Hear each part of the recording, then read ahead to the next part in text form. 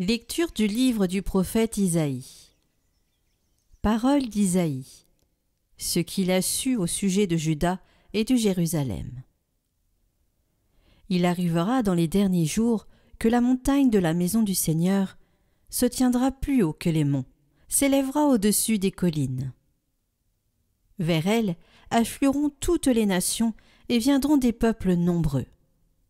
Ils diront : Venez, montons à la montagne du Seigneur, à la maison du Dieu de Jacob, qu'il nous enseigne ses chemins et nous irons par ses sentiers. Oui, la loi sortira de Sion et de Jérusalem, la parole du Seigneur. Il sera juge entre les nations et l'arbitre de peuples nombreux. De leurs épées, ils forgeront des socs, et de leurs lances des faucilles. Jamais nation contre nation ne lèvera l'épée. Ils n'apprendront plus la guerre. Venez, maison de Jacob, marchons à la lumière du Seigneur.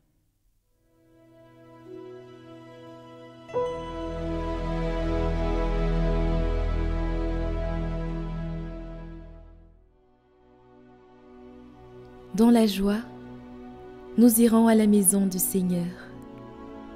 Quelle joie quand on m'a dit : nous irons à la maison du Seigneur.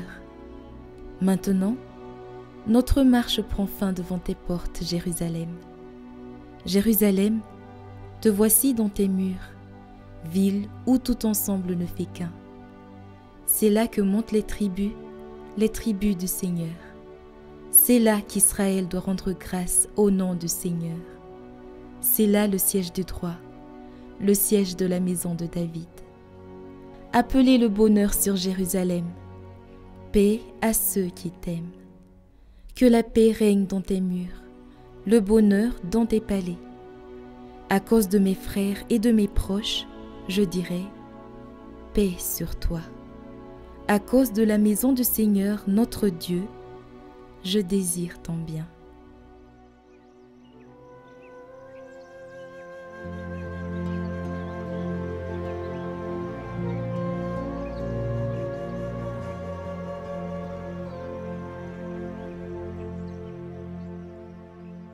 Évangile de Jésus-Christ selon saint Matthieu.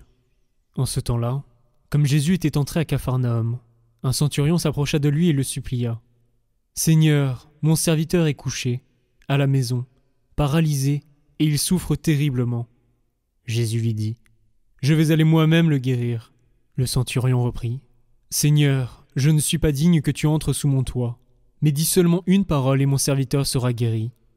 Moi-même qui suis soumis à une autorité, j'ai des soldats sous mes ordres. À l'un je dis : va, et il va. À un autre, viens, et il vient.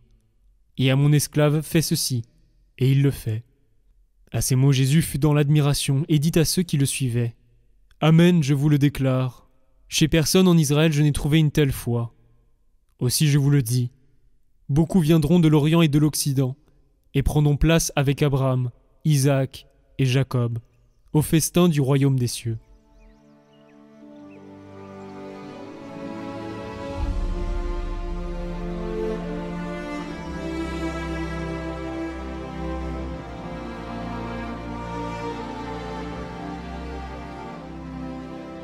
Commentaire de saint Ambroise. Il vient chez toi. Tu as entendu la voix du Verbe, la parole de Dieu. Lève-toi, et par la prière prépare le fond de ton âme. D'en bas, tends vers les hauteurs, et force-toi à ouvrir la porte de ton cœur. Quand tu étends les mains vers le Christ, tes actions exhaleront le parfum de la foi. Voilà comme le Christ t'a désiré, voilà comme le Christ t'a choisi. Si tu lui ouvres, il entrera. Il ne peut pas y manquer, lui qui l'a promis. Embrasse donc celui que tu as cherché. Approche-toi de lui et tu recevras sa lumière. Retiens-le. Demande-lui de ne pas s'en aller si vite. Supplie-le de ne pas s'éloigner. En effet, la parole de Dieu court rapidement. Elle ne se laisse pas saisir par la mollesse. La paresse ne la retient pas. Que ton âme à son appel aille à sa rencontre, et qu'elle persévère sur le chemin tracé par sa parole céleste, car il passe vite. Ne pense pas, s'il est parti si vite, que tu lui as déplu en l'appelant, en l'implorant, en lui ouvrant. Il permet souvent que nous soyons éprouvés. Lorsque les foules le priaient de ne pas s'en aller, que dit-il dans l'Évangile ? Il faut que j'annonce la parole de Dieu dans les autres villes, car c'est pour cela que j'ai été envoyé. Alors, même s'il semble être parti, cherche encore. Celle qui cherche ainsi le Christ, celle qui l'implore ainsi, n'est pas délaissée par lui. Bien plus, il vient souvent la visiter, car il est avec nous jusqu'à la fin du monde.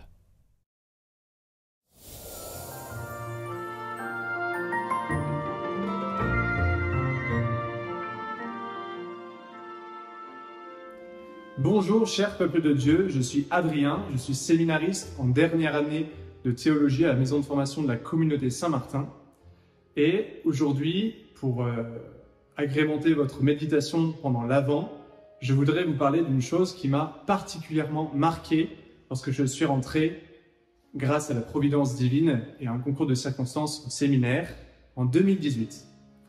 Eh bien, vous savez que notre vie est faite de rencontres, de relations, nous avons des relations d'amitié, nous avons une relation avec Dieu à cultiver, mais il y a aussi un certain type de relation que nous avons lorsque nous lisons un livre.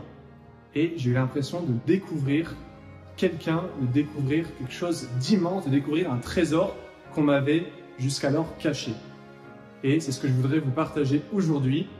Et en fait, lorsque nous avons commencé les cours en 2018, lors d'une première session, nous avons une session sur le catéchisme de l'Église catholique. Et à la fin de cette session, je me suis dit, mais comment est-ce possible de n'avoir jamais entendu parler de l'existence de ce livre? Pourquoi m'avait-on caché pendant tant d'années que sous cette couverture bleue regorgeait un trésor incomparable? Et donc c'est pour ça qu'aujourd'hui je voulais dire que le catéchisme de l'Église catholique existe. Alors certes, j'en avais entendu parler dans un sermon, mais ce livre était dans la bibliothèque familiale d'ailleurs, mais je n'avais jamais entendu parler de son existence et on ne m'avait jamais encouragé à y mettre mon nez pour nourrir et pour connaître ma foi. Alors c'est vraiment ce à quoi je peux vous inviter pendant cette avance si vous n'en avez pas le réflexe. Dès que vous avez une question concernant votre foi, concernant votre vie morale, qu'est-ce que la prière, qu'est-ce que l'oraison, que dois-je faire Seigneur, pour avoir la vie éternelle, la question que pose le jeune homme riche dans l'Évangile, toutes ces questions que vous vous posez existentielles, vous aurez une réponse de ce que dit l'enseignement de l'Église.